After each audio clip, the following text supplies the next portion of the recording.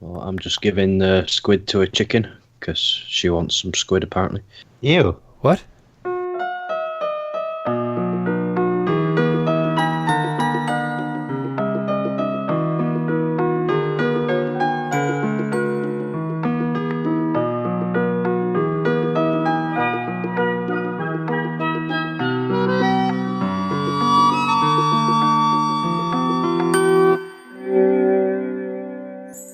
Hello and welcome to episode 4 of the ugvm podcast. I'm your host Andy Kavanagh, but you can call me deKay, and with me today are Tim. Hi. And Zoe. Hello. And Choobs. Hello. And how are you all? Fine, thank you. Yeah, very well. Good. Yes, I'm on holiday. You're on holiday? Yeah. I'm sorry to make you do some work this evening. Just a reminder to our regular listener, presuming there is one, who may be wondering why the podcast guests keep changing. It's because there's too many people who want to take part, so we've got to rotate them a bit. I think we have more contributors than we have listeners, so that might be a thing. That's not hard, is it? Well, no. How rude. But Toby and Luffer and Kendrick and Niaz and anybody else I might have forgotten, they'll all be back at some point, I'm sure. So, important news this time. It seems Haunted Hedges is the best game of all time, so it's better than Overwatch and Lawbreakers anyway. Sorry, Toby. Also, the ZX Vega Plus is still not out. Who saw that coming?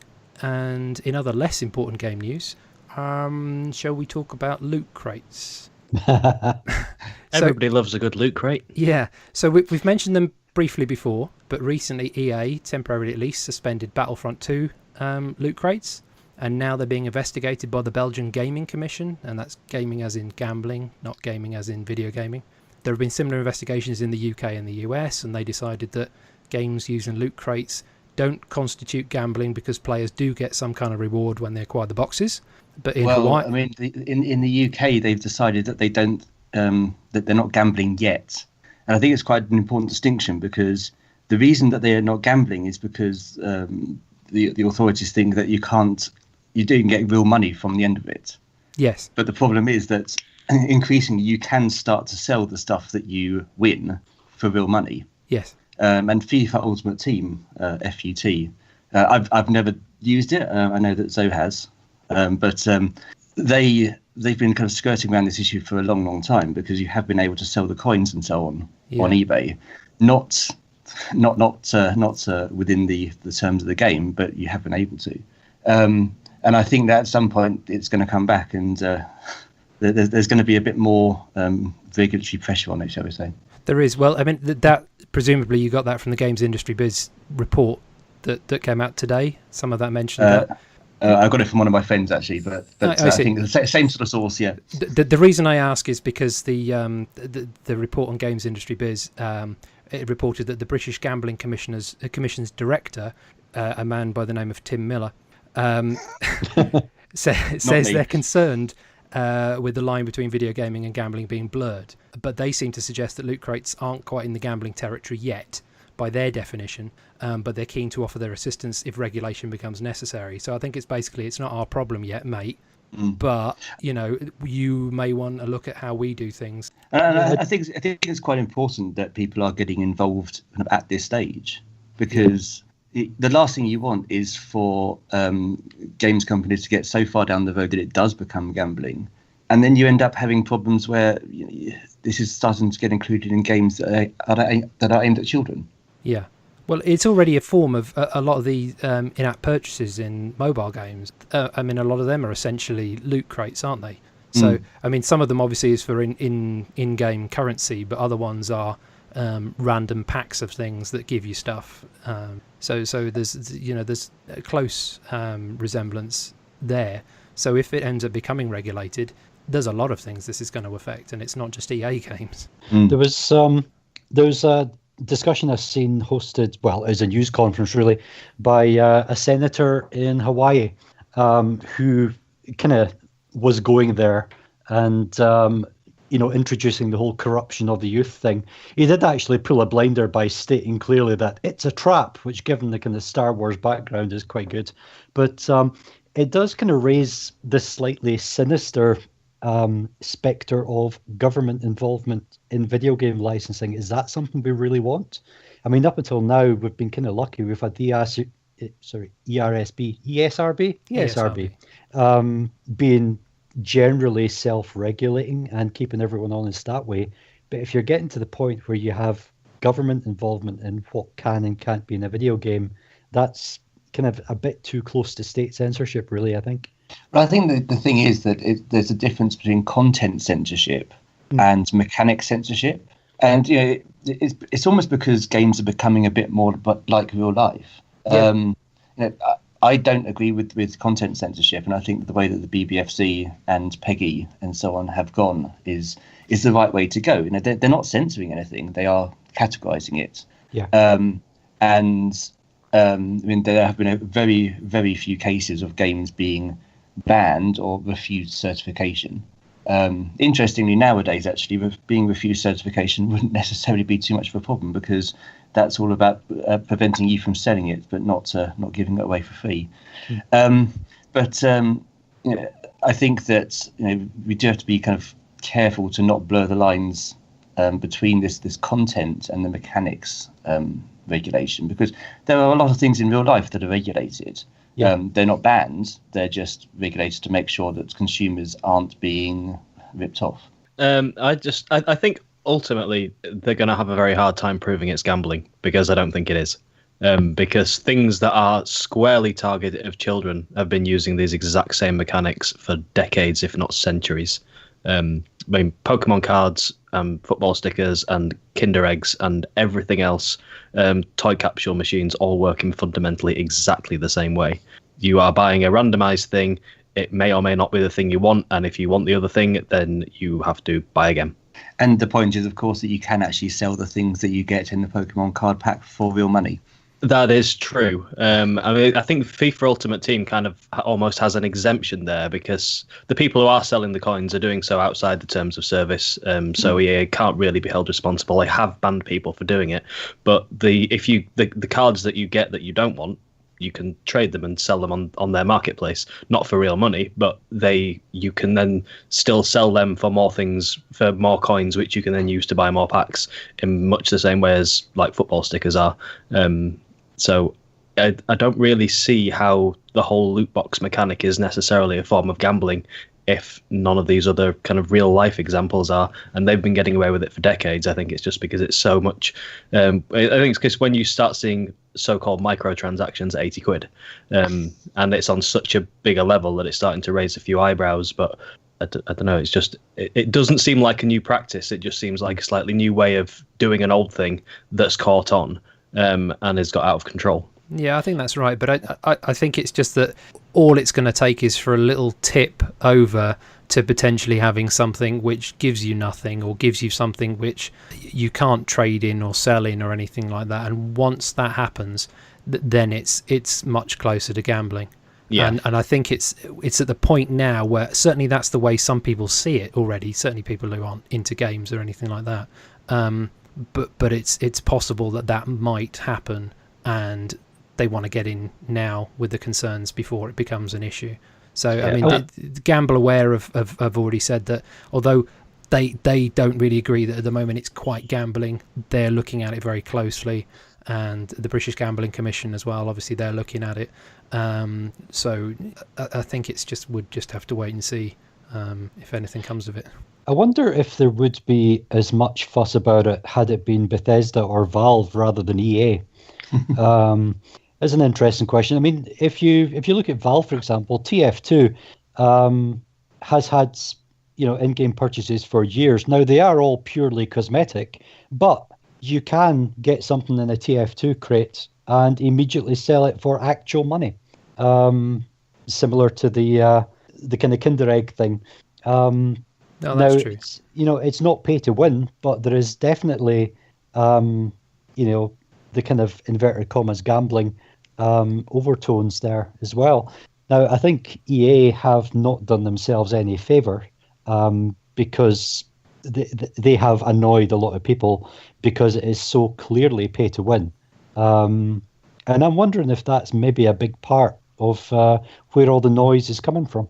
I think that's entirely where all the noise is coming from. I think that everybody was quite happy to let Overwatch and TF2 and PUBG kind of do their own thing with their loot box cosmetic stuff, because it didn't really matter. If you want to spend 10 grand to try and find a hat that's not going to give you an advantage over me, then knock yourself out. Yeah. But if I can't beat you because you spent 10 grand, then I'm not okay with that. People are going to complain. Yeah. And as you can already sell that hat for actual money on the Steam store, then really trying to introduce the gambling element, it seems a bit disingenuous. And that's me being polite about it. So would anybody like to talk about anything other than loot boxes and loot crates? I see in here Choobs might want to talk about Monster Hunter.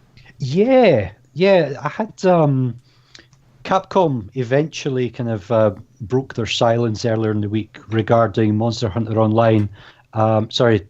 Monster Hunter World. Monster Hunter Online is a different thing. Monster Hunter World, particularly with regard to the Switch.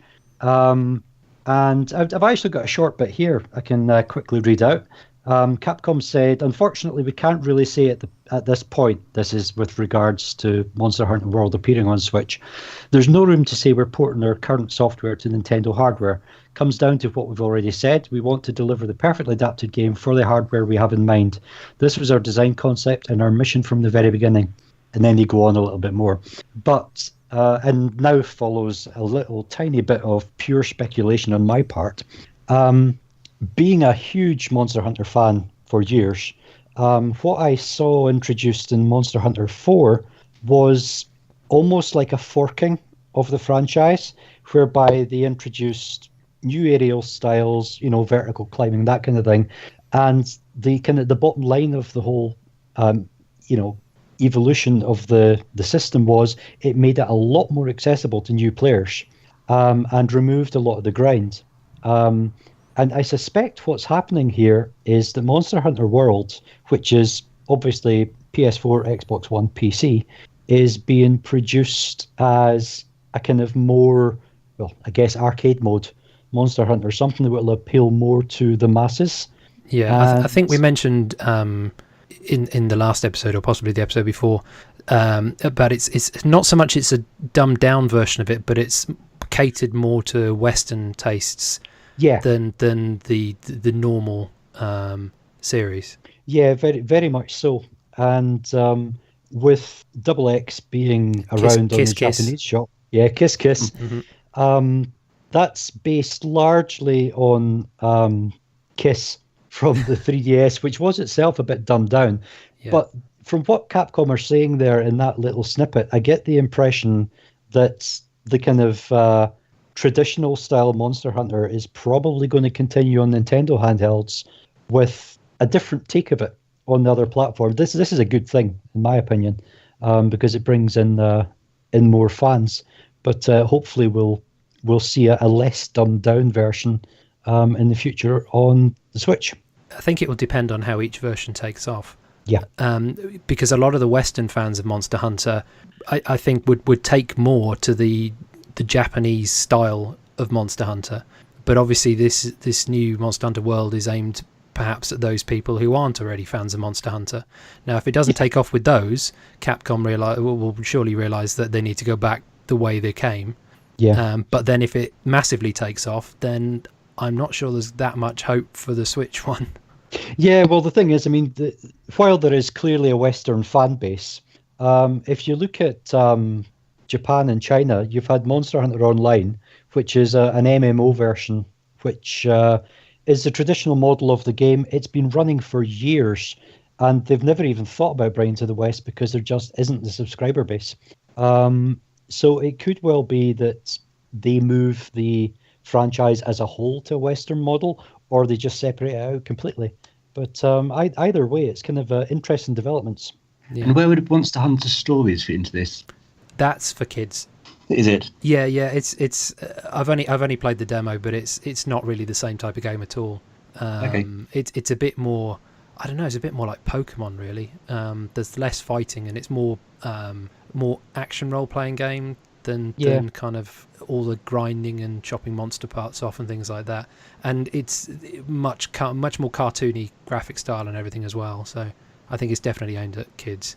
It is quite a nice little entry level RPG. Oh yeah, sure. But it's not a Monster Hunter game really in anything other than setting and that kind of thing. I mean, it does almost feel like they've realised the Monster Hunter name is quite big, so they're now releasing tangentially related games just under the same name, but with the subtitle telling you which one it is. Yeah, that's probably true. Yeah, it is quite interesting to look at the way Monster Hunter World is going, because a lot of the things that they're kind of removing, the zoned areas, the huge unskippable animations when you drink potions, all those kind of things, exactly the type of little frustrations that fans of the Japanese franchise love, because you work around those things.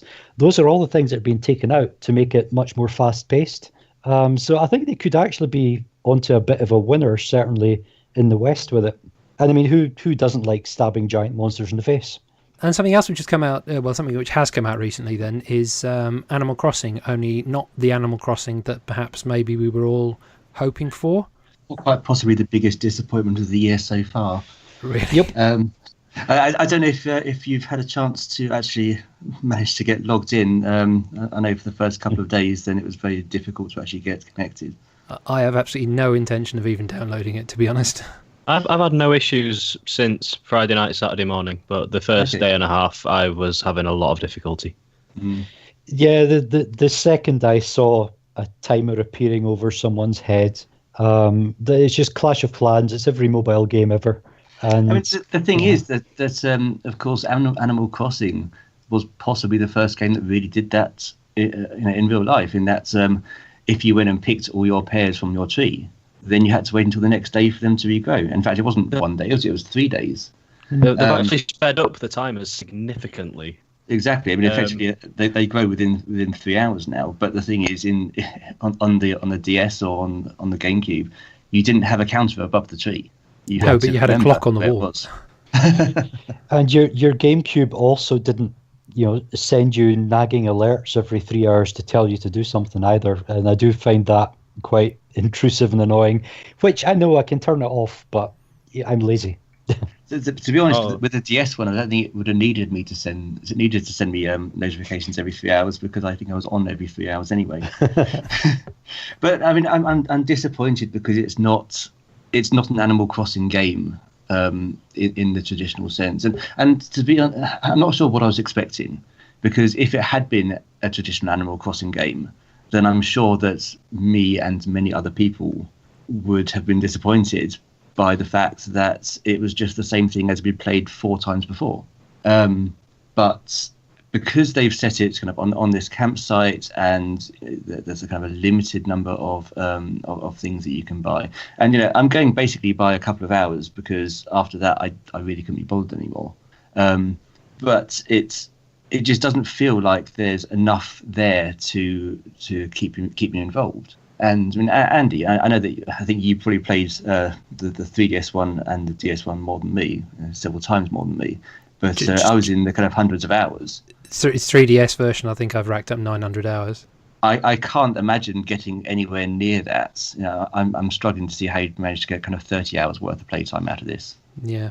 It's very, very shallow. I mean, on the one hand, it looks like Animal Crossing, and it kind of feels like Animal Crossing, and in some ways it's actually better than I was expecting when they announced they were doing a mobile one. But on the other hand, it doesn't really feel like a game.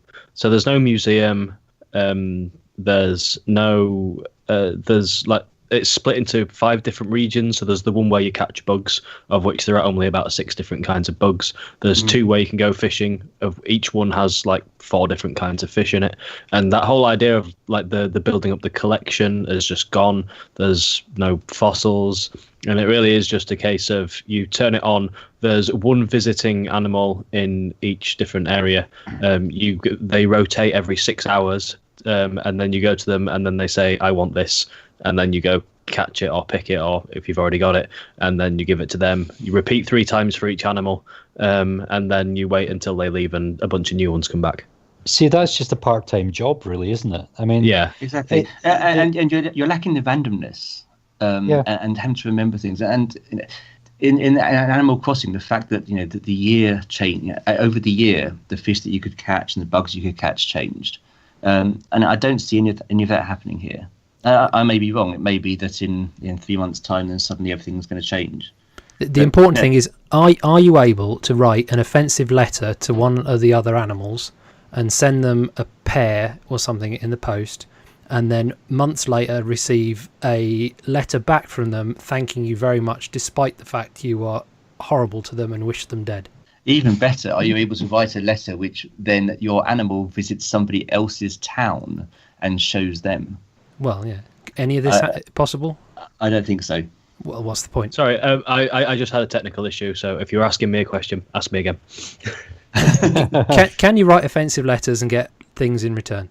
Not that I'm aware of. You can go to other people's campsites, your friends, and you have the option to give them kudos, which is simply you press a button and their face goes a bit glowy, and then and there's 3 daily challenges each day that are usually something along the lines of give 6 other people, other human players, kudos, pick 6 of this fruit and catch 5 of this fish or something. It really is just an Animal Crossing themed login every day, click some things and then leave.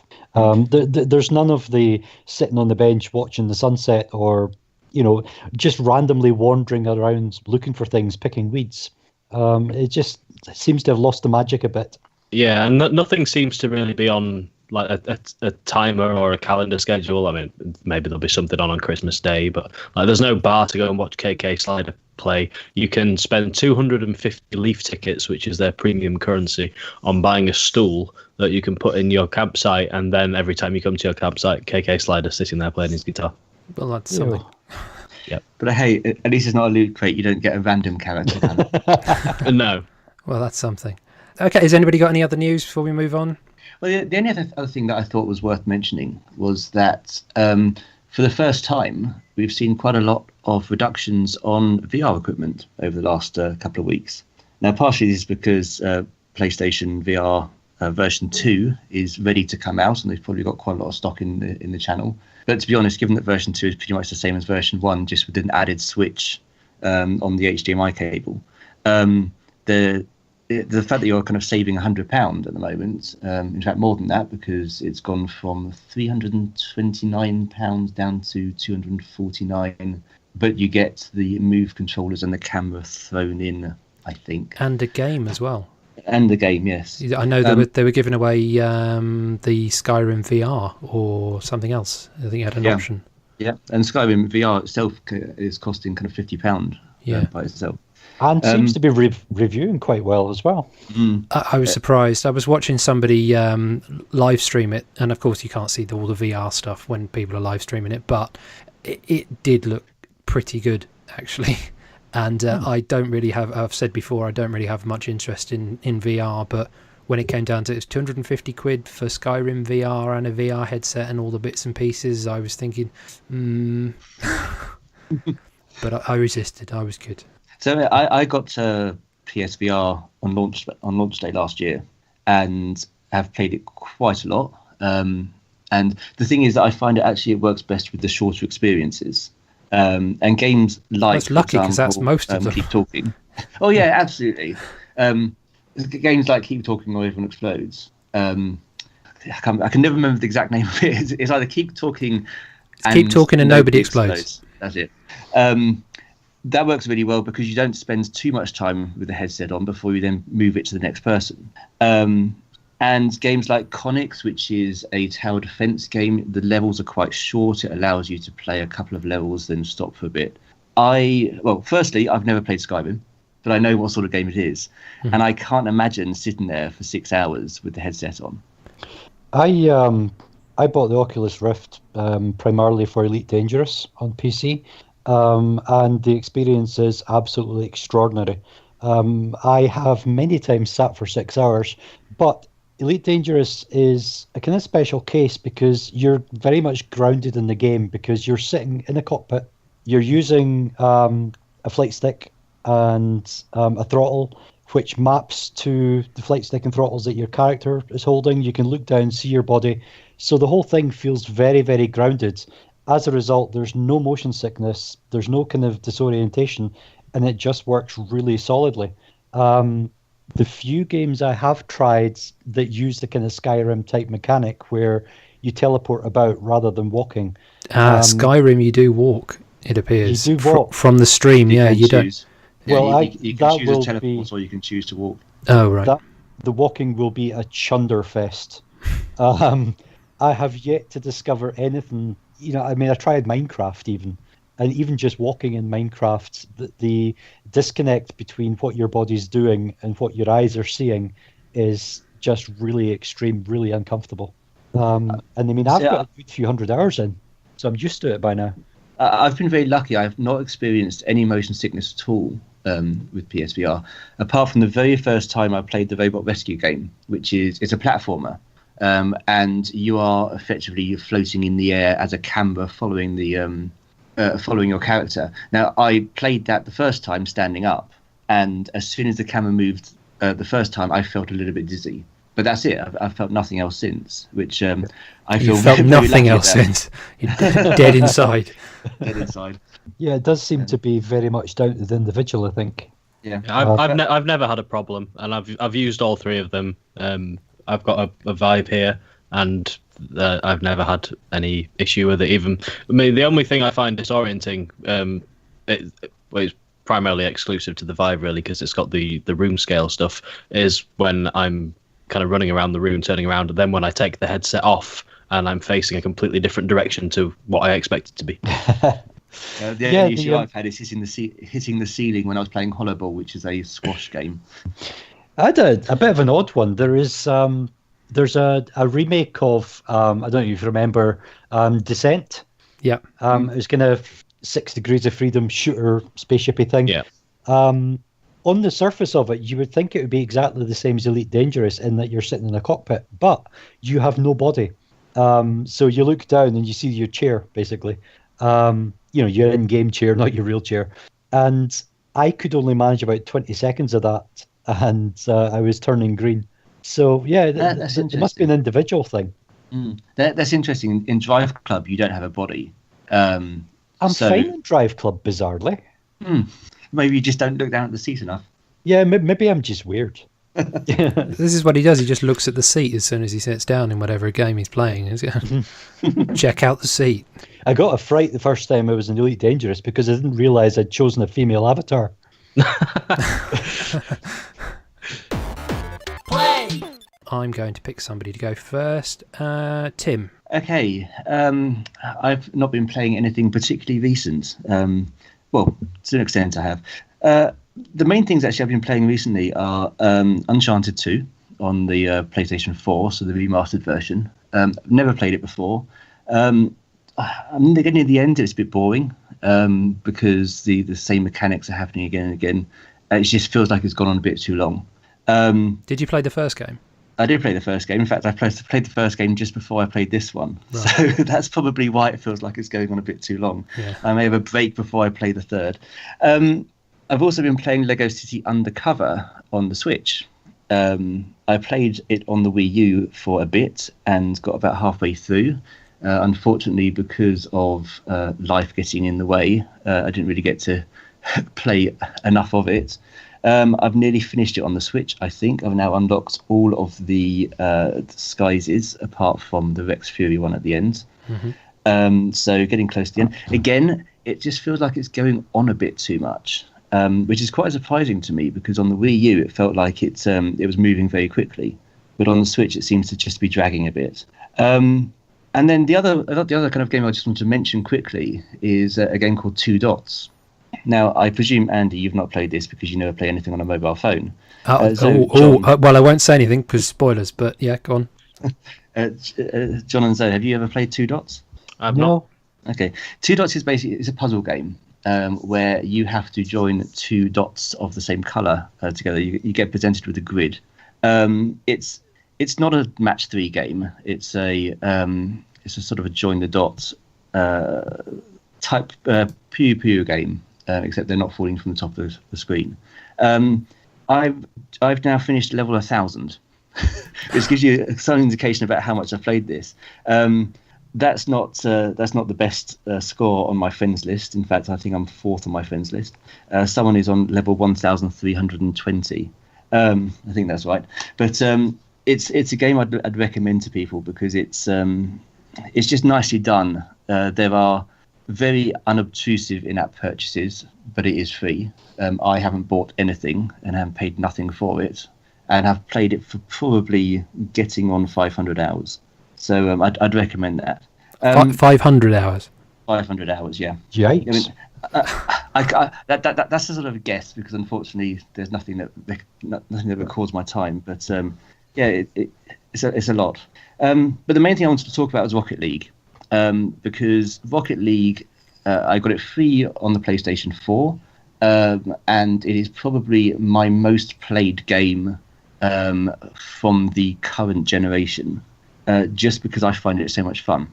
Which is odd, because I'm not a huge fan of driving games, and I'm not a huge fan of football at all.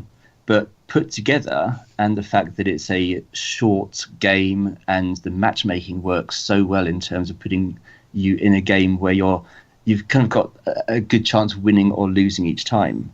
It just means that I've played it a huge amount, mainly online. And again, I don't play games online that much. So I find it really interesting. And obviously when they announced it for the Switch, and given the fact that my job sometimes sends me traveling around the world, staying in hotels, it was a bit of a no-brainer to buy it on the Switch.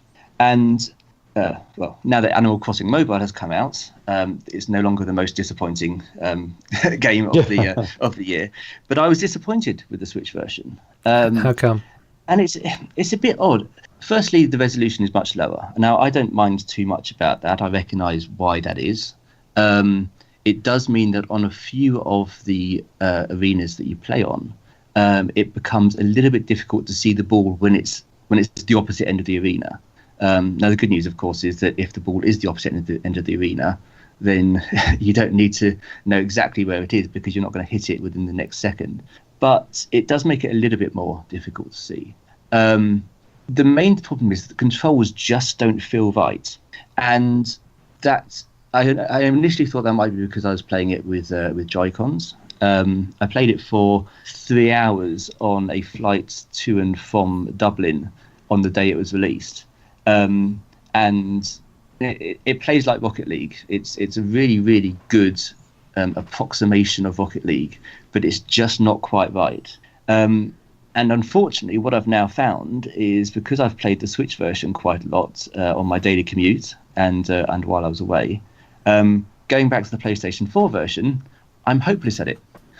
And I was actually quite good before. I'm not good at games, but I was getting quite good at Rocket League. But unfortunately, the Switch version seems to have taken all my skills away. So it's just a bit odd that the controls, although it's all based on the same physics engine, and the controls should in theory work exactly the same, they just feel a bit different. I've not played it for a while, but am I right in thinking that you use the triggers to accelerate and brake on the PS4 version? You do, yes. Is it the fact that you don't have analog acceleration anymore? I thought that, but no, it's not. And I actually tested that by putting the accelerate and brake onto the buttons on the PS4 pad, the digital buttons on the shoulders.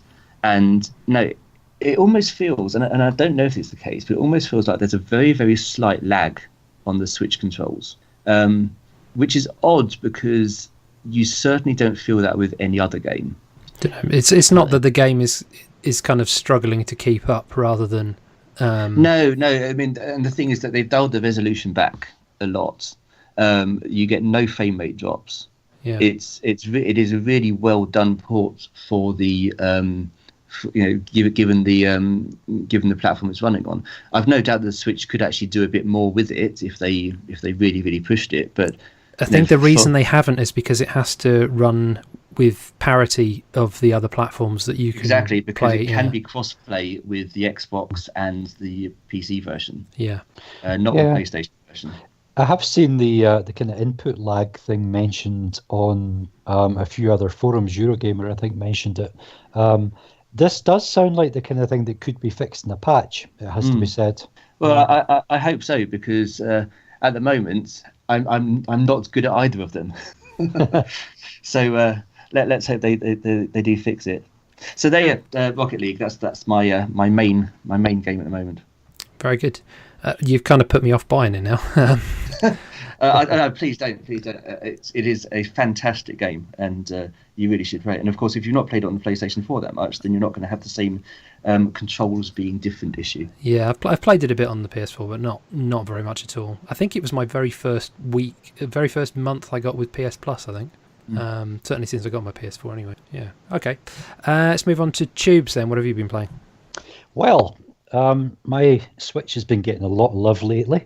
The first thing I'm going to talk about is Farming Simulator, which I don't know.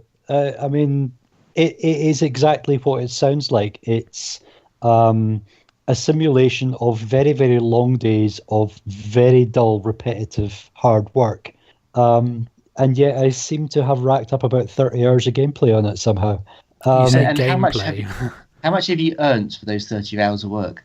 A hell of a lot more than a British farmer does, I would imagine. But I'm spending it just as quickly, just because there's so many things to do. Because you've got, vast numbers of bits of shiny hardware you can buy. You can go logging, you can plant different types of crops, you can raise animals, you can be completely self-sufficient and grow the food for your animals as well. There's just a massive number of things to do. But ultimately, what it comes down to is driving a tractor in straight lines for long periods of time. Now, are they real life tractors as well? Yeah, that's the thing. And you can sit inside them and look about you. But everything is licensed. So it's tractor porn. Yeah, and bizarrely, actually, since I've started playing this, I've seen, I don't know where I've been talking about it, but all of a sudden, YouTube keeps advertising actual farm hardware to me, which is a bit strange. But it's not unlike something like Harvest Moon or Stardew Valley, just without the cutesiness, because the principle is the same. It's just wrapped up in this really, really strange kind of manly hardware fetishism, which I find quite disturbing. So I think I've probably said enough about that one, and I'm going to move on.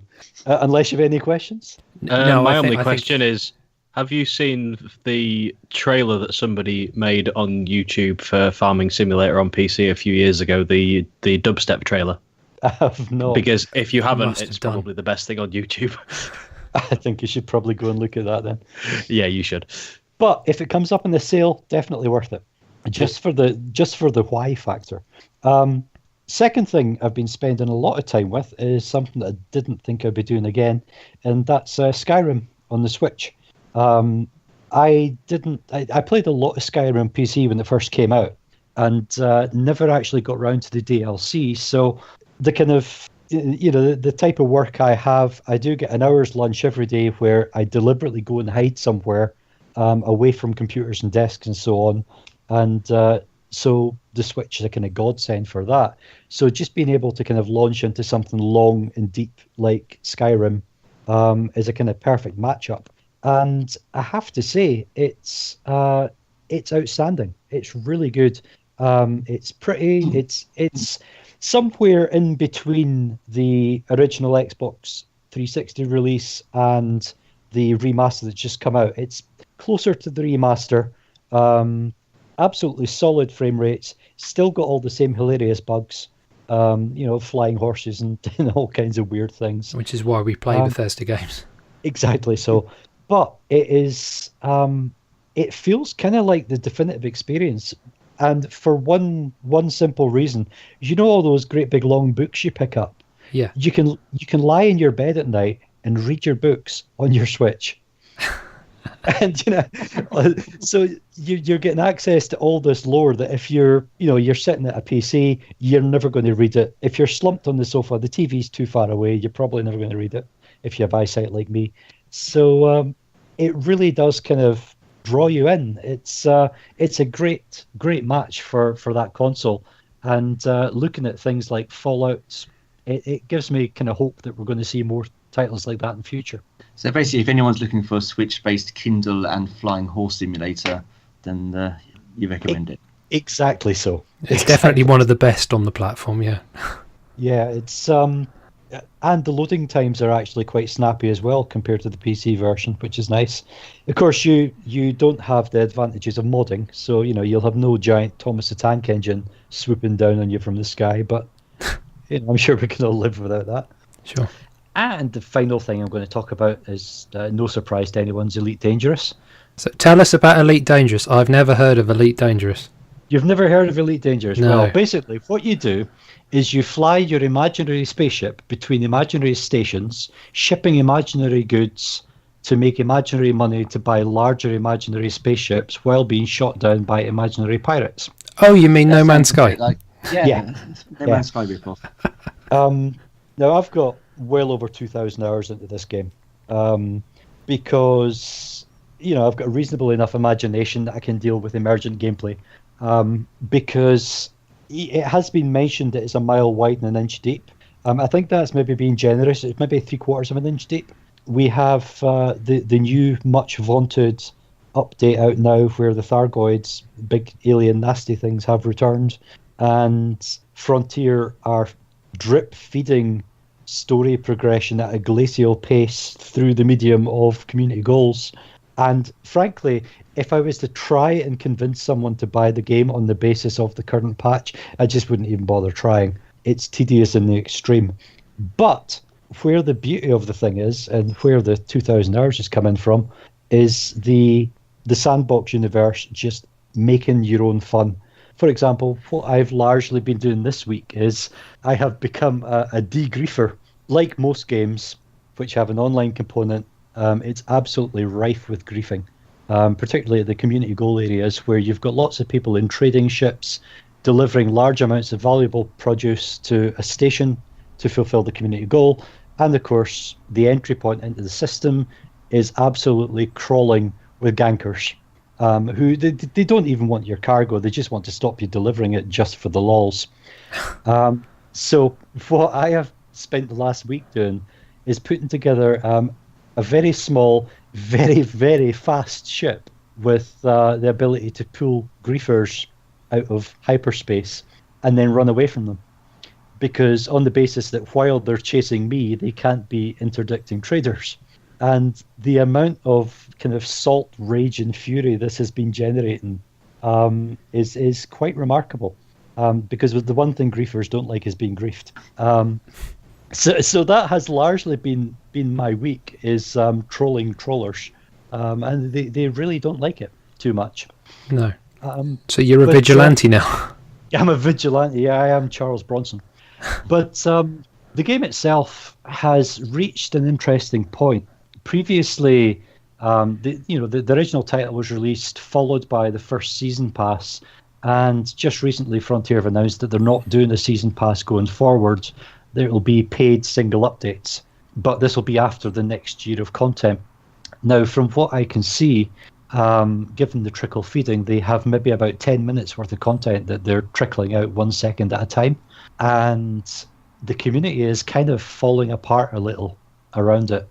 So what I would suggest anyone who's looking to get involved in the game is to give it a few months and just wait until everything calms down a bit, because Frontier's idea of storytelling through community goals doesn't seem to be working terribly well just now.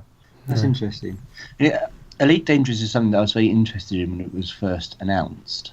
But I didn't get it for the simple reason that most of my game time on PCs is, again, when I'm away with work and I don't have access to online.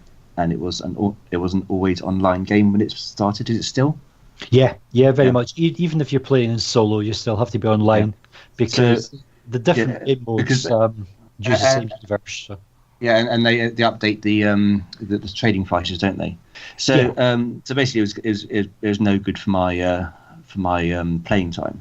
But it's something that I do want to play at some time. I played Elite a lot when I was younger. I've played hundreds of hours of Elite, the new kind, which was the remake on PC. And Elite Dangerous was something that immediately I thought, that sounds excellent. I want to get that. But it's not something that I can devote enough time to. Hey, if it came out on the Switch and it wasn't always online, then it would be in my basket now. Yeah. But it's interesting what you say. I mean, the issue is, of course, that when you have these large-scale, kind of massively multiplayer games, and they start to release season passes and DLC, then they have to be very careful about fragmenting the user base. Yeah. Because if someone decides they don't want to buy the next bit, then it's going to be difficult for them to join in if everything is expected that will be available. Yeah, I mean that's already there to an extent. If you only have the base game currently, you can't take any missions which involve, for example, landing on a planet or having a ship-launched fighter or any of the things that were introduced in the Horizon season pack. I mean, the game Elite is in there still, and it's what it always was. It is a wonderful, wonderful title, but the way it's being driven currently, all the attention is on the bits that are lacking, like the planetary landings on planets with atmospheres, for example, has been delayed indefinitely, pretty much, while things pan out. So, I mean, pretty much what you've got now is what there's going to be, I think, for the next 2 years, with the exception of whatever bit of the Thargoid story is currently being trickled in. But there's no two ways around it. It is a massive time investment. It's going to take you, 20 hours to learn how to fly your ship well, never mind actually make any money to buy a new one. So it sounds like my time may be better involved in No Man's Sky then. Yeah. Yep. Yeah, that's a pretty lengthy game anyway, but I think you can skip to the end. Well, there's an end anyway, sort of, but you can kind of skip to the end on that much sooner, I think, and play at your own pace. Although having said that, since the first major update, I've not gone back to No Man's Sky at all. So there's a lot more in it now with the base building and the teleports and whatever else, and I've just not gone back. Same here. I mean, I went back and I built a very basic base, and then had to go and try and find something to build a vehicle station with, and couldn't find that minimal. And then it got to about 1:30 in the morning, and I thought probably best to stop now. I do jump on now and again, but I mean, I don't really care about base building. There's other games that do that a lot better. What I was enjoying in it was the scenery, playing it like I would play Minecraft, exploring to find cool looking things. But unfortunately, if you land in a system which contains half a dozen identical looking rocks with the same mushrooms on them, you've still got to do the hideous grind to get enough hyperspace fuel to go somewhere else to try a different system. And I think there is a lot of beauty in the game, but it is massively outweighed by the amount of grind you have to go through to see it. Yeah, I'd probably agree with that, yeah. Yeah. Okay, providing he's still there and hasn't fallen asleep, Zoe. I'm still here. I've just never played Elite, apart from I tried to play the original one a couple of months ago, and it confused the hell out of me. I had no idea what I was supposed to be doing.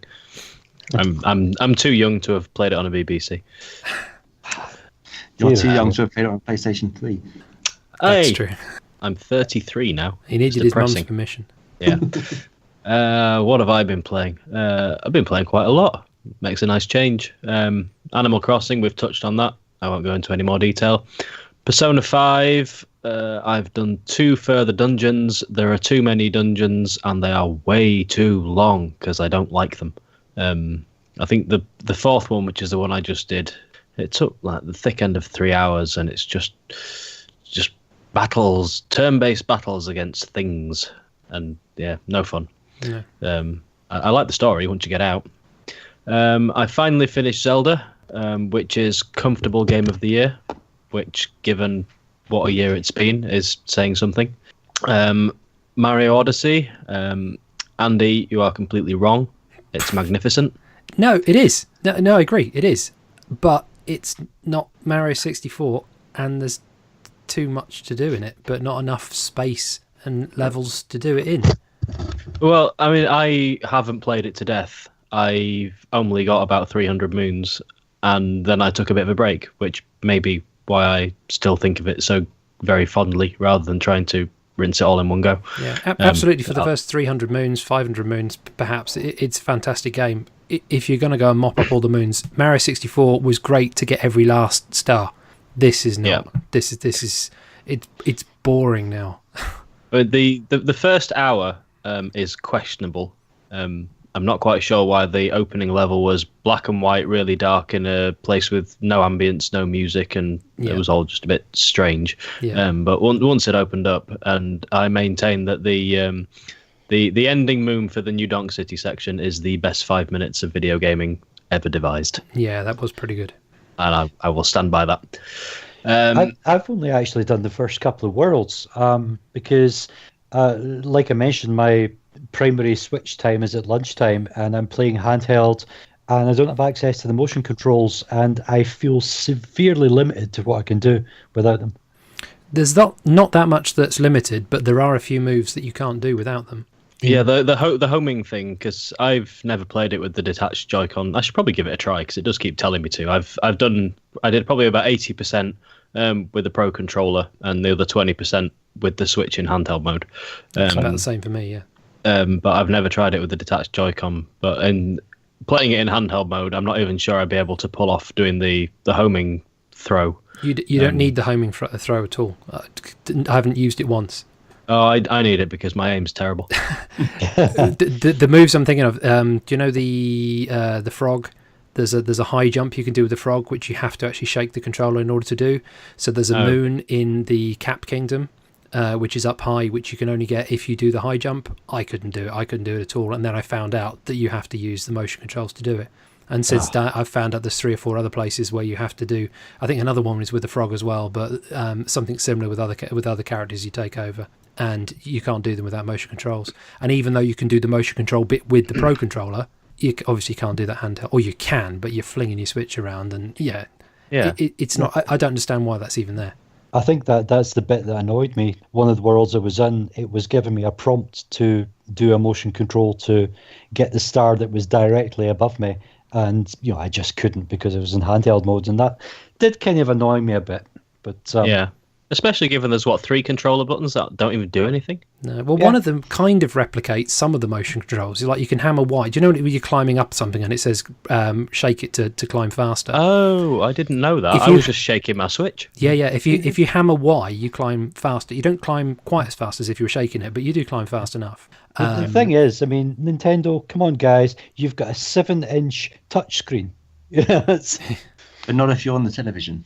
Oh, that's true. I mean, I think it's one of the things that I think that some of the developers are finding difficult with the Switch is that you have to think about lots of different kind of ways that people may be playing it. And Nintendo released something a couple of weeks ago, or maybe a month ago, that talks about how people were playing their Switches, and about 50% play it in both configurations.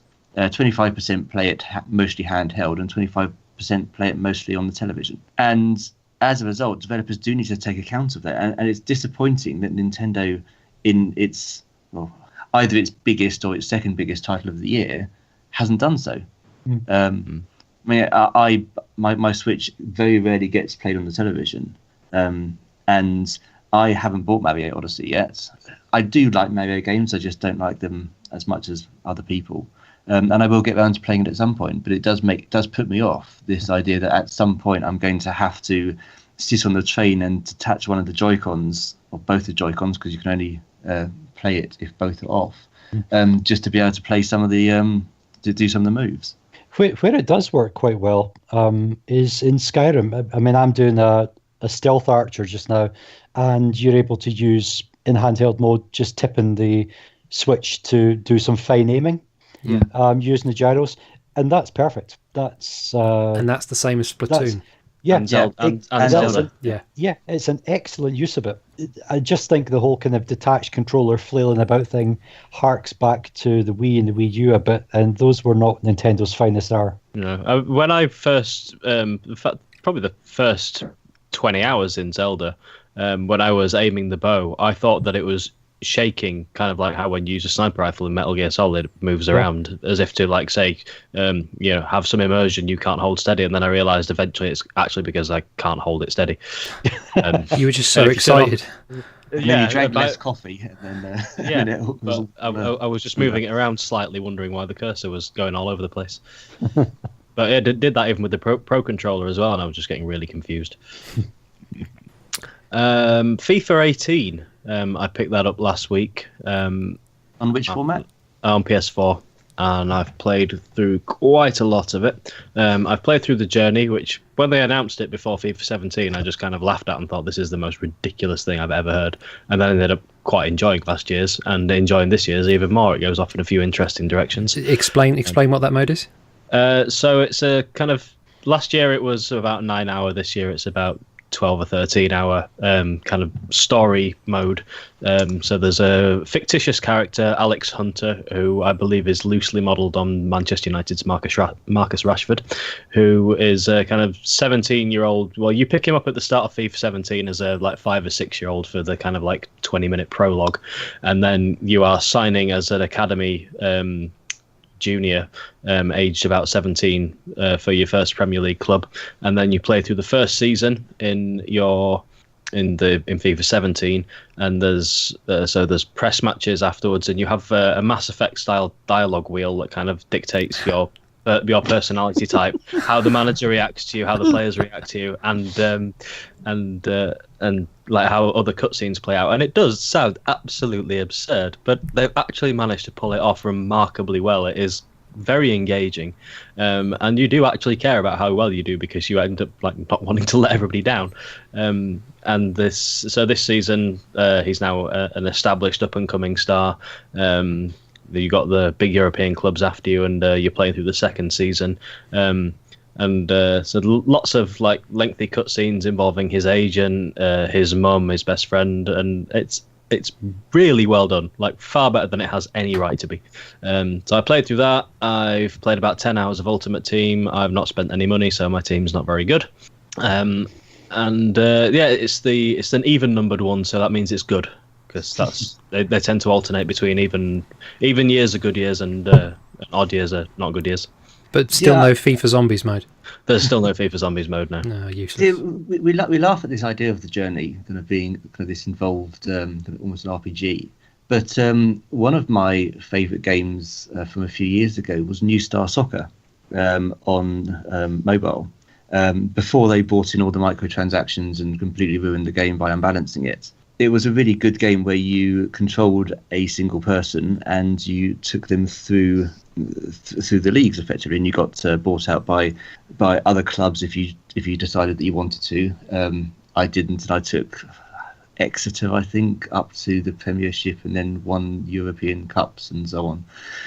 So there's definitely something to be said for getting stories involved in football games, but I just think that it almost sounds like it's taking itself a bit too seriously. Would you agree with that? It does take itself pretty seriously, but it's kind of enjoyable and heartwarming. They could have turned it into like a lad fest, but they don't. They keep it fairly tasteful. It's believable, and at no point do you think, I just hate you, you're a smarmy bastard. Yeah, they've just managed to tick all of the right boxes and keep it the right level of pleasing, that kind of anybody who's into football, but regardless of your personality type, whether you're kind of like one of the whether you're one of the hooligans or one of the elderly armchair people, you can still get some enjoyment out of it. Give me a this is on. The version. This is the bit that's not in the Switch version, isn't it? Yes. Because they introduced it last year when they made the switch to Frostbite, which is the engine that they developed for Mass Effect. Well, I think originally for Battlefield, but they moved it onto Mass Effect. So they basically used all of Mass Effect's storytelling tech and just shoved it into FIFA and see what happens. Yeah, give me a ride on lawnmower to mow the pitch with, and I'll be all over it.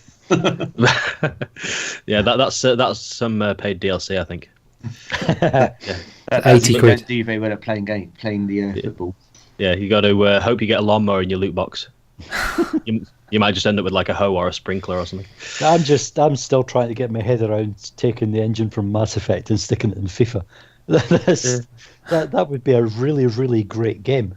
Yeah, if you could RPG it complete with firearms. No, that would be good. Yeah.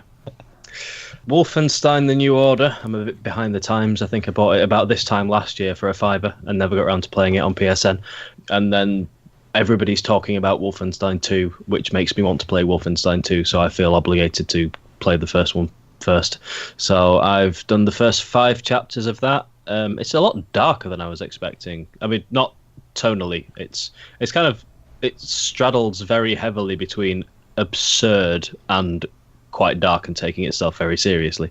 It kind of wants to be a darkly moving emotional story where you're constantly getting attacked by Nazi mecha dogs. As you do. As you do. Yeah, so there's just robot dogs everywhere, and then it goes off into a cutscene where you're like trying to comfort a poor refugee woman whose family have all been killed by the giant Nazi robot dogs. So it's a bit odd. I'm not entirely sure it knows what it's going for.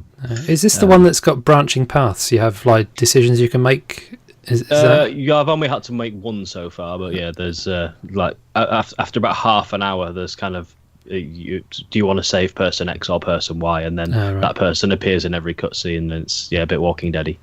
Yeah, that was the game which made me pretty much accept that I was too old and too slow for first-person shooters, because I got to a point about 5th or 6th area in where it was a frantic kind of run and gun against giant mechs kind of thing, and I just gave up in sheer frustration because I'm too slow. I mean, it's very difficult by the standards of FPSs. I play Call of Duty games on veteran, and they're hard, but they're doable. I'm playing this on the second easiest one, and I'm coming under heavy fire quite a lot. And I think quite a lot of it is just the fact that I'm so used to health regen, and this doesn't have health regen. I'm just so used to, pop up, pick a few people out, hide. And when you're coming under fire, just go hide. But now when you're coming under fire and you've been hit a few times, you're stuck in a position where you just have to chance it and run and hope you find some health. Yeah, that could well be it. Yeah. But yeah, I'm not really used to that style anymore. And also Sonic Forces, which it turns out is quite good. No, it's not. Lies.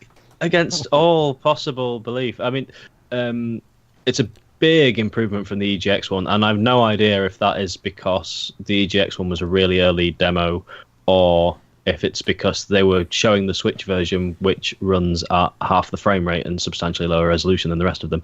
But it feels nice and quick and responsive, which is everything that the EGX demo didn't. I mean, the levels are mostly forgettable, the characters are a bit annoying, but it plays fine, it looks good, it's really fast, it's really twitchy. The avatar can go fuck himself, but apart from that, it's all good. Didn't Sega make an announcement that the version that was at EGX wasn't intended for Western audiences? Or was it not? To that effect? It wasn't intended for audiences, I don't think. Oh, was it specifically audiences? No, they made a press release because I think they did actually get a bit of flack about the demo that went out there. And because it was terrible. I mean, it seems weird that, I mean, they had 8 units, or maybe 8 or 16 units up and running, and they were all on Switch. And if you're releasing this on they weren't. They weren't. I only saw Switch ones. I played the PS4 one. Really? Yeah. Oh. I mean, if you're trying to upsell your game, you just don't even take the Switch version there because it's so much worse. It just kind of seems, you just wouldn't even put it there. It just seems odd that you'd want to show off a version that is so demonstrably inferior. Yeah, but it's a lot better than I was expecting it to be. I played quite a lot of it. I finished it in 2 days playing it fairly. I mean, it's really short.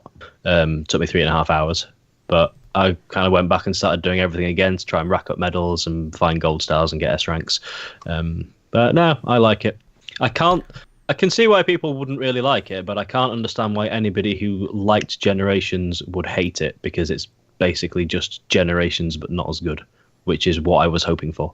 Why would you just not play Generations again? Well, you could, but I played Generations a few months ago, so I fancied a new thing. You know, some new levels to learn. You're not convincing me. No. Well, you hated Generations because you're wrong. So. Yeah, I liked the first third. The first third of Generations was quite good, and then no. You mean it was good while it was taking influence from the original trilogy? It was good until you got the homing attack. Pretty much, yeah. It was when they turned classic Sonic into modern Sonic after about a third of the game, and it all basically just became 2 variants of modern Sonic. So, Did they? Pretty much, yeah. Because throughout the game, as classic Sonic, you start getting modern Sonic's abilities. And although the classic Sonic levels are still more 2D than 3D, the line is blurred between the two. So yeah, I mean, you do start to get the homing attack, and sliding under things and stuff. Sliding under things, but the 2D levels in Generations are still very much based on 2D. Yeah. And you do need the same skills to be able to do them as the kind of classic Sonic 2D levels. It's not a Sonic 4 type travesty. That was horrific. Yeah, look, we don't speak of that. No, no. Yeah. Sonic Mania is Sonic 4. Yeah. Just to clarify my earlier random burbling, Google tells me, it was Aaron Weber, the social media coordinator at Sega of America, who said that the demo was not intended for Western audiences, which is why it didn't actually get a launch as a demo on Western platforms. I think it was a Japanese eShop only, and it wasn't supposed to be shown. But I think that's maybe just him covering his arse for releasing a shit demo. Do Japanese people have lower standards in Sonic games? Because ours are pretty low, to be honest. I think they do, because for Aaron Weber, 38. According to Aaron Weber, they do. Christ. Oh, well. Yeah, so buy Sonic Forces because it's really cheap as well, which is a nice bonus. Well, there is like 20 quid I already. downloaded the demo on the Switch store. The demo that basically gave you 30 seconds of playtime and then faded to a game over screen. Yeah. The EGN demo was more or less the same, only without the 30-second limitation. Well, I was expecting that to be one of the first levels, but it's like the penultimate level, the one that they put in that demo, which is weird. Yeah. I mean, if you want some really exciting cutscenes with an absolute abomination of an avatar that you made having a conversation with Charmy B, then it's probably the best game you'll ever play. Yeah, that's not really what we all want, though. No. Anyway. Right, stuff that I've been playing then. So, Mario Odyssey, obviously, although I think I've mostly given up on that now. Go in and do 10 minutes here and there, but not much else. Make a quick mention of Stardew Valley as well, because I'm approaching 100 hours. Very close to getting married now. I've been wooing all the ladies and the men, and made my decision who I'm going to go for, because obviously they have no say in it. It's obviously Penny. It was going to be Penny. It was going to be Penny, because I felt so sorry for her with her mum, like basically mentally abusing her constantly.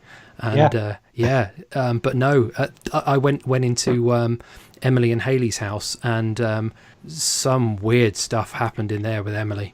The screen went all psychedelic, and there were stars and all kinds of stuff flying across the screen. So I changed my mind. So it's Emily now. So we are engaged, yes, and we spent a night out in the woods where a bear appeared, and we had to escape and hide in our tent. And oh look, she accidentally left one of the sleeping bags outside the tent, and she said, "It's okay, you can share mine. You don't mind, do you?" So so there's that. But aside from Stardew Valley, so a couple of iOS games, which surprised me more than anyone else, I think. First one was Yellow, which Luffer mentioned last time. He said it was very good. It's a puzzle game. There's 50 odd levels, and the idea of each level is to turn the screen yellow, and you do that by moving things or tapping various parts of the screen, or some cryptic stuff to do with words that appear on the screen. And it's quite short. It's not that difficult, but yeah, that was fun. I got stuck on that. Which one? Oh, which level? I think number 30. I'm gonna have to open it up now and have a look. I mean, a couple of them I couldn't work out the thing, so I just hit stuff until it all turned yellow. Yeah, there was definitely a couple I did that on, but I've now got to one where I'm not actually sure what I'm just tapping everything, but nothing seems to be working. Is this the one with arrows on it? Is there a dot and then an arrow and then a dot and then another arrow? And that's arrow? That's level 39, and that's the only one that I've had some difficulty with. I was stuck on it for a while until I realised the trick. No, it's 44. Okay. So there's a grid. It's 5 wide, 5 and 6 tall, but the corners are missing. And then when you tap one, some other ones light up, but I can't work out what the pattern is, because sometimes it does the two either side, sometimes it does the one to the right, sometimes it does the one to the lower right, and there doesn't seem to be any kind of consistent logical pattern to it. So I'm just tapping them all. There is a consistent pattern to that. Yeah. I'm happy to tell you what it is if you want it to be spoiled. No, I'll keep tapping until I can work out what the pattern is. Yeah, but so far, I can't remember what it is, but it's definitely not random. I did figure it out eventually.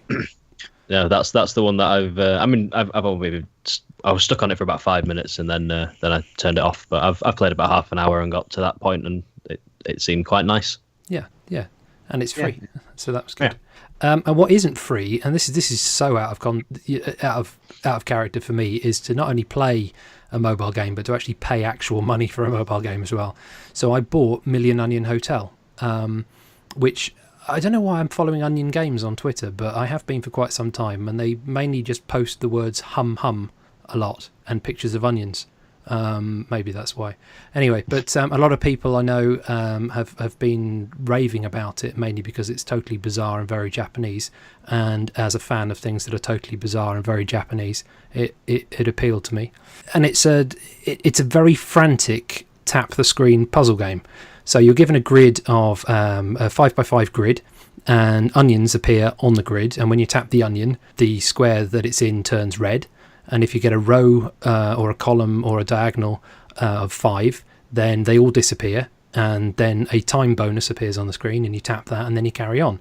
But there's more to it than that. So if you manage to make it so you make 2 lines at the same time, then you set off some special bonus timer where you get bells and fruit and soldiers and stars and hearts, and the screen goes mental and all kinds of things happen. And then you get these timeout sections where a bit of story plays. So there's some kind of plot where the hotel in question is actually on the border between 2 separate countries, which are on not at war, but any possible issue between the two of them could suddenly escalate very quickly. And there appears to be a spy staying at this hotel. And these cutscenes play out what's happening with him and another spy that appears to have seduced him, and then he gets shot, and then the soldiers appear and all kinds. Anyway, and then occasionally you get a boss, which is this giant onion or another creature later on that appears on the screen and squashes all your onions. That's not a euphemism. And you have to use all the soldiers that you've saved up and generate more soldiers during the boss fight in order to beat him. And it's really weird. There's just vegetables appear, and just cowbells and paintbrushes, and none of it makes any sense. So most of the game is just randomly tapping on the screen, or it appears that way anyway. Have you been raiding Jeff Minter's larder by any chance? No, but it's you do get the impression that you've taken something you probably shouldn't have done when you're playing it. And it's very, very hard. I mean, I don't know how long it is. I've seen people have completed it. I've managed to get to the 3rd boss, and there are these like cards you unlock, like achievements, and I haven't even got half of that yet. So I've no idea how far through I am, but it seems to get very difficult very quickly. So, but I'm enjoying it, and yeah, and it's £3.99 or $3.99 or whatever that is in other currencies. But yeah, I'm enjoying that. I was surprised. So I played those, but the main thing I've been playing and completing and 100%ing is Bye Bye Box Boy on the 3DS. So it's the 3rd in the Box Boy series, which is it's a 2D box-based platform puzzle game. So it's not like Sokoban, which is the box sliding puzzle games. It's not really like that. You create boxes and you use them as bridges and steps, or you can push them out in like a snake shape and then suck them back in, so you end up in the spot that the last box was placed, if that makes sense. So you can use it to kind of draw a line of boxes up onto a platform and then you snake up onto the final box. And different levels have got limits on how many boxes you can use at once. And there's also a kind of a soft limit on the total number of boxes you can use in each level. And if you hit that limit, or if you go over that limit, then you can't collect the crowns that appear in each level. So there are sometimes difficult to get or out of the way crowns.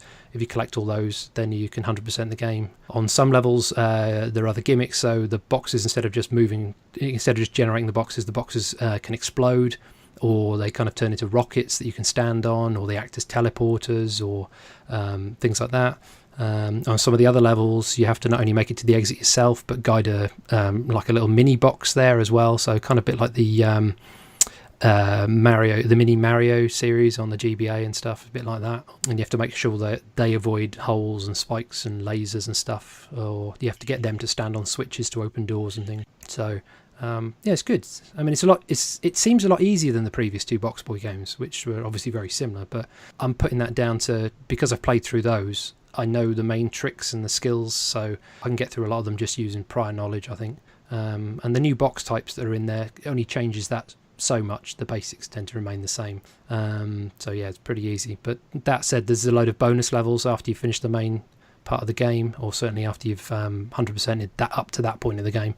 And some of the bonus levels and the challenge levels you get after that really are quite difficult, using some odd tricks as well. And they sort of mix up some of the gimmicks from the previous levels. So you have, instead of just having bombs, you'd have bombs and lasers, or that kind of thing.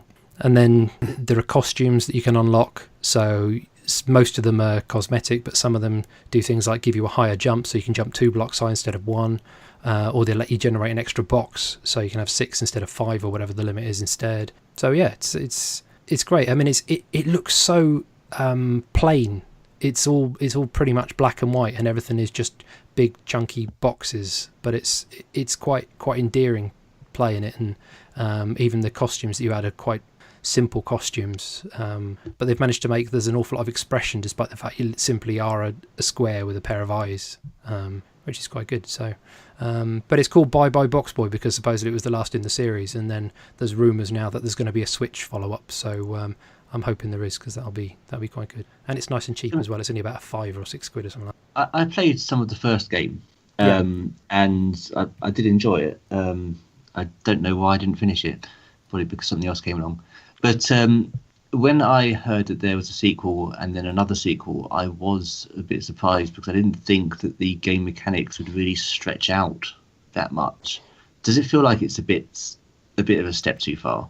No, not really, because I mean the main. The first game was obviously pretty simple. It was just a load of, you draw more boxes and then you use them to hook yourself up onto platforms or span across bridges and stuff like that. The second game added so that you could have 2 lines of boxes at once. So you draw one line of boxes and then you draw a second line of boxes. So although it's the same idea, suddenly all the levels can be looked at completely differently, if you see what I mean. And in this third game, there's no bits where you can draw 2 lots of boxes, but as I said, there's like the bombing mechanic gets rid of some of the moving blocks or some of the platforms that you stand on, and it almost makes it a different type of game for some parts. And there's also, there's gravity levels where you end up upside down instead, and so you have to think in a different way, literally. And there's some bits where there's some kind of water which you float in if you're holding a box, but you don't if you're not. So yeah, despite it being what you would think is quite a limited set of possible rules, they've played around with it an awful lot. And maybe the first 3 or 4 worlds in Bye Bye Box Boy are very similar to early games, but after a while, a lot of them, there's new tactics. Well, I have to say that with the first mention of crate puzzle, I did kind of get the fear there. Yeah. But that sounded like it could be something quite interesting. I think I will have a look at that one. Yeah, it's definitely good. It's quite, I don't know, it's not completely under the radar because it has had some coverage, but looking at it, just looking at the pictures of it, it looks so dull and so boring. But it's when you play it, it's done on purpose, because the star are the puzzles, not the graphics, and the graphics are purposely functional to not encroach on actually the purpose of the game, if you see what I mean. It's a back to basics delivery, I suppose. So, and that's everything I've been playing. So, we've had some questions. We clearly have more than one listener. In fact, we have 3 listeners. Look at that. So you get 3 Twitter accounts, possibly 1 listener. That's true. I hadn't thought of that. So I'll go through those then. So our first question is from, again, he's still not let us know how to pronounce his name, and I'm going to say Gazimod again. So from Gazimod, what was the last bad gaming retail, either online or in a store, experience any of you had? And by bad experience, it means like lack of communication or damage to faulty goods, disorganized shelves, online store downtime, etc. My last really bad one was actually also my best one. Right. Which was a good story. About a year ago, a store that I shall not name for legal reasons. I had a very large amount of store credit with them. And so I used that to buy myself a nice GeForce GTX 1070. I ordered it from their website, and then it said it was in stock for next day delivery. And then after 3 days, I haven't received it. And it said it still hadn't been dispatched, and it will be dispatched for next day delivery. And I said, what's going on? And they said, we don't have any stock. We don't know when we'll get some stock. And I said, it says it's in stock. Can I have a refund if you don't know when you'll get it? And they said, no, you can't have a refund because our system, if we give you a refund, it won't necessarily cancel the order.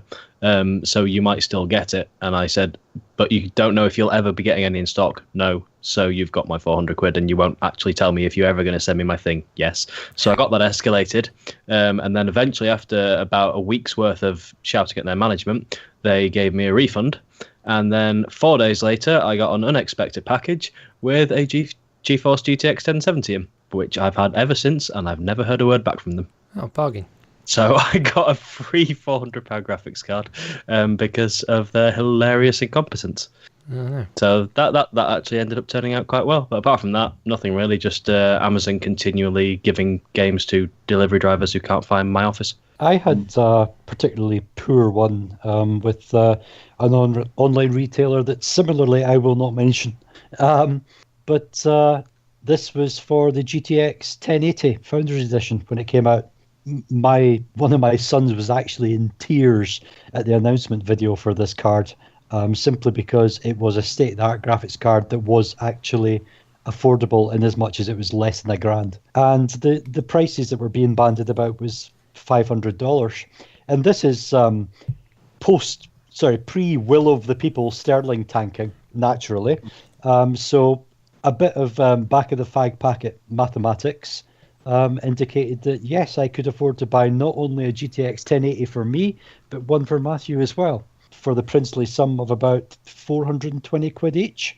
Except, unfortunately, by the time they announced the limited numbers that were going to be made of the Founders Edition, this turned into 640 quid each on said retailer, who had already taken our deposit. And that was just one of those, how badly do you want the card things. So in the end, I bought one of them for Matthew. And very noble of you. Yeah, and then I waited a week until the supply channels were full and got it for the actual price it was supposed to be. Yeah, that's pretty rubbish. I learned a lesson there. That is beautiful. Well, I've got a fairly recent bad experience. I can't remember if I've mentioned it in here before, but Toys R Us, I will mention them, legal reasons to be damned, and their useless online system when I bought Mario Odyssey. So I had some vouchers and they had a special offer on, and it meant that I could get Mario Odyssey from them for about 22 quid or something like that. So I put an order in, and every single page on the ordering process, it kept changing, because I've got an account with them already, kept changing my delivery address to be my work address instead of my home address. And every single page I go through, I change it back to my home address because I would be at home on the day that it would be released. And it went through the ordering process and got right up to the last, this is definitely, you click on here, you will order it. And it has my home address on there. And then I clicked the button and it said, thanks, we're going to deliver it to your work address, which was nice of them. So I contacted them and said, can you change it? And this is like 5 or 6 weeks before the game came out. And they said, no, it's already been packed and ready for dispatch. I don't think it is, because you haven't got it yet. So lo and behold, it turned up at work while I wasn't there, and I had to wait all weekend without the game. As it turned out, it didn't, because it was but anyway. So there's that. And the other one, I did. This is a retail experience, but I didn't end up buying anything. So I went into my local game a few months ago, and they've rebranded it as one of their Beyond stores. Those are the ones that are kind of the darkened windows and black signage and so on. Yeah, it looks like a brothel. I think it's for the COD players. Well, you say that, but there's the big sign on the outside where the pictures are 4 people clearly playing on a GameCube. So, up to the minute brand new games. But to be fair, if they actually had GameCube set up with 4 controllers, then I'd be more likely to go in. Well, there is that. Yeah. Seconded. Yeah. So most of the store has now been turned into this darkened area that you can't go in unless you pay some money to play PC games or whatever it is they do in there. I didn't dare look behind the curtain. But the rest of the store now is just tiny and there's hardly any games in there. Not that there was really any in there anyway, but occasionally the second-hand shelves used to have some good bargains, but they're all gone completely. So, yeah, that was a bit rubbish.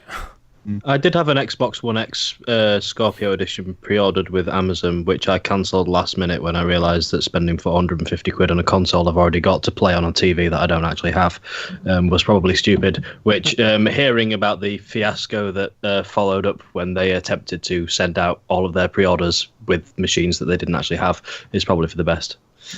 Yeah, I'd say so. Dodged the bullet there. Yeah.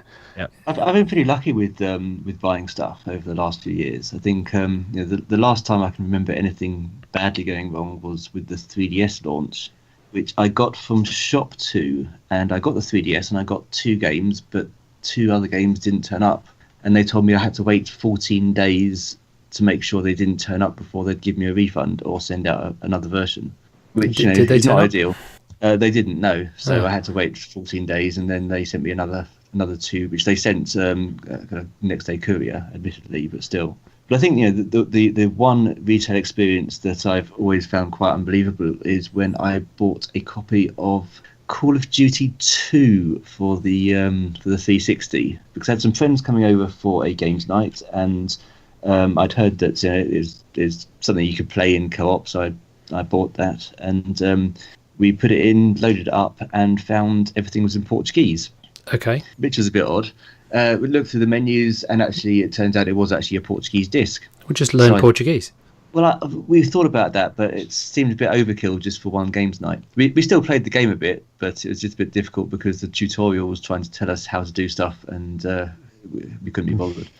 Anyway, I took the disc back to the shop, and they told me that there's no way it could have been in Portuguese, and I must have swapped the discs, and they would not give me a refund. Now, admittedly, I'd only spent £3 or something on this, so it wasn't the most disastrous outcome.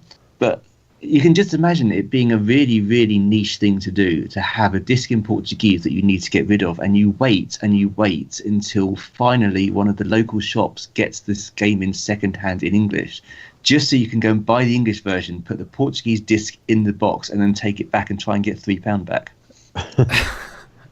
Yeah, I can see that. Yeah. I did have one very disturbing retail experience, actually, when I bought the Game Boy Micro, which I still insist is the best handheld ever. I remember I wasn't going to buy one. I definitely wasn't going to buy one. Absolutely, definitely not. £150 later. Oh no. Yeah, but you did buy one. I did. I've got 3 now. I've got 6 of them. I've got 6 of them. I don't think I paid more than £20 for any of them. I've only got 2. I feel left out. Well, mine's special. deKay definitely bought one because he is the source of my disturbing retail experience. Because while I was sitting, we both ordered them from videogamesplus.ca, I believe. Yes, I think so, yeah. And while I was sitting waiting for the postman to deliver, I got a very, very early email from deKay containing a photograph of him licking his box because he got his first. I should point out the box for the great Game Boy Micro, not just yes, yeah. Yes. Yeah. An extreme close-up. Uh-huh. And it was so extreme that it actually took me a good 20 seconds to work out what the hell I was actually looking at. Yeah, good morning. Yep. Yeah. Woke me up. Okay. Our next question then comes from Fizzy Chicken. And he says, come Christmas morning, what should I play first? The new Mario or the new Zelda? Mario. Neither. Stardew Valley. No, Mario. Zelda is the better game, just. But I'm assuming that on Christmas Day, you'll have family, there might be kids. You'll probably have a lot of social engagements. You don't want to play Zelda for half an hour and then have to stop, and then play for half an hour and have to stop. Mario is much easier to just play the first hour and then maybe in the evening play for another hour. I think when you start Zelda, you want to set a good few hours aside to really get into it that first time. Yeah, definitely. I'd agree with that. You with Zelda, you really benefit from getting off the plateau in one session. Yeah. Yeah. I concur with Zoe's unexpected rationality. Okay. Maybe partly covered this one already, but from Thermal Satsuma, he says, is Animal Crossing Mobile a wasted opportunity for a proper Animal Crossing game, or do you think we'll see a new one on the Switch at some point? Of course we'll see one on the Switch at some point. Yeah, I knew this question was coming, so I didn't mention this earlier, but I think that the one thing that they can do to redeem Animal Crossing Mobile is to make it interact with the Switch version. Okay. Yeah. And obviously, you know, with it being on iOS, it does mean that you are going to see updates to this game, and it's going to change over time. And it's quite possible that when you get the Switch version come out, which it will do, of course, you'll be able to have something happening on the phone, something happening on the Switch. You know, although the Switch is portable, you haven't got it in your pocket all the time, unless you've got huge pockets. So just doing random things like the turnip stalk market on your phone could be that would be good, actually. Way of getting people involved. Yeah. And can we visit the island on our phone as well? That would be nice. Yeah. I don't know if I have space in my life for the stock market again. It possessed me for 3 years. Yeah. I don't know if I can do that. I remember standing outside in the snow outside a pub because it had a free Wi-Fi connection that I could connect my DS to, just because I knew somebody, one of my friends, had turnips that were selling for 400 bells each. So buying for 400 bells each. Hang on, that might have been me, because I remember I was walking around Norwich City Centre in the snow, and I had to turn my phone into a mobile hotspot so that somebody could connect and buy and sell turnips in my town. This was on the DS. This was before there were mobile hotspots on phones. No, I had it on my. I'm pretty sure. Oh no, anyway, I don't know. But yeah, pretty sure I've visited you more than one occasion for that exact purpose. Probably. I think the point at which I kind of stopped playing the 3DS version is I kind of realised it had taken over my life when I went on a big night out one Saturday night. I ended up getting into bed about 6:30 a.m. and as I was getting into bed, I set my alarm to get up early the next morning so I could buy turnips. and then I just kind of woke up the next morning at my alarm, bought the turnips, then just went, "What are you doing with your life?" Yeah. And why did you go out the night before? Oh, at that point, I'd already paid off my mortgage and everything. I'd already put 150 hours into it. I don't even need the money. I just feel a compulsion to buy turnips. Yeah, so we will see one on the Switch at some point, hopefully. And I think the point at which it comes out is the point at which the income from the mobile one drops off. Yeah. They're not going to release one in the next 6 months because they want to maximise the amount of money they can get from this one. No, I think in some ways it's quite a good thing as a jumping on point for people. They get to know what Animal Crossing is, those that don't already know, and then when it comes out on the Switch, suddenly there's already a market there for it. It's kind of like how Pokemon Sun and Moon, they are some of the best-selling Pokemon games in recent years, and I think Pokemon Go went a long way to doing that. Well, hopefully, but I just don't think this. I think in some ways they might have shot themselves in the foot a bit because I don't think many people are going to play this mobile game and then feel compelled to play a bigger version. Whereas Pokemon was a lot more engaging.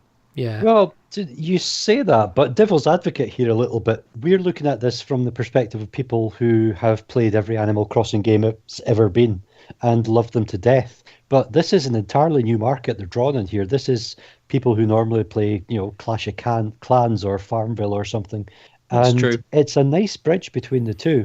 And if all of a sudden they see their mobile game that they tinker away with on, the Switch that they can play on their TV and it's a much bigger experience, then that could really shift some systems. And our last question, Fizzy Chicken returns to say, or to ask, which Japanese RPGs should I play? The last one I played was Final Fantasy VII on PS1. So Persona 4 Golden, obviously. Yeah, obviously. There've not been that many Japanese RPGs I've played in the last few years, really. So that's why that one sticks out for me. It sticks out for me because it's the only one that I haven't bounced off within 5 hours. Yeah. I would say I Am Setsuna on Switch. Okay. Which is absolutely beautiful. Spoiler-free startup, but because you discover this in the first scene, essentially you're escorting a character whose job is to be a sacrifice and die at the end. Yes. An absolutely beautiful story, really haunting piano score. The whole thing is set in this kind of white wasteland. It's not a vast, huge multi-area RPG, but for a kind of 15 to 20 hour, really rich, involving story, it's great. And I think it's only about 15 quid or something just now as well. I think it is on offer at the moment. Yeah. You make it sound like Eco RPG. Is it anything like Eco RPG? Because that would make me interested. It's that kind of feel. I mean, it's not, it's not that kind of puzzliness. It is a traditional JRPG with turn-based combat and all the rest of it. But it's very, very much driven by the story. And the writing is absolutely superb. Something else which looks quite good, although not out yet, although there is a demo, is that Octopath Traveler. If you've tried that, that seems quite good as well. It's really tough. Yeah. It is difficult, yeah. But that looks interesting. 8 different characters all playing part from a different angle for the same story. So I mean, I don't really play many JRPGs at all. The one that I would recommend, they've just brought out, and it's not really a kind of traditional one. They've just brought out a remake of the first Mario and Luigi game on the 3DS. Yeah. Oh yeah. And that is a hilarious game. Yeah. I got thrown off a bus. It's not a traditional JRPG at all, but it does have the turn-based combat. It does have the kind of involved storyline. Definitely worthwhile looking at that. Yeah, it was the point where the Koopa brothers are speaking in that type of leet speak that Tim particularly hates. I was laughing so much that I actually got ejected from the bus. It's just the way that Forfall talks as well. He is one of the best characters the Nintendo have ever made. Yeah, and the remake's got an entirely separate game mode viewed from the point of view of Bowser's minions, hasn't it? So it's a whole extra game. Yeah. So it's not just a remake; it's a whole extra game as well. Yeah, I might have to get that one. Okay, so a few suggestions there. And that brings us to the end. So thanks for listening, and thanks to Tim and Choobs and Zoe for joining me. Just a plug for our Twitter feed, which is at ugvm podcast. You can send us messages there, any questions. You can also email us at podcast@ugvm.org.uk, or you can follow me if you wish to, which is deKay01 on Twitter. And does anybody else have any social media accounts or anything else they would like to plug? I'm Zamoniac. Everywhere. Good. Tim? See, this is where I admit that I don't actually know how to pronounce my Twitter handle. Oh, right. I see. It's XEXYZX. Is it? Has it got the X on the end? I think it has. Basically, everywhere apart from on Gmail, I am Zexes or Zexes with the X on the end, depending on whether they already had a Zexes or if they require you to have 6 characters as Nintendo did. You're not making it easier for people to find you. XEXYZX, I believe. Good. And Choobs? I'm John M. Dow at Twitter, and Tubery everywhere else. Excellent. Okay.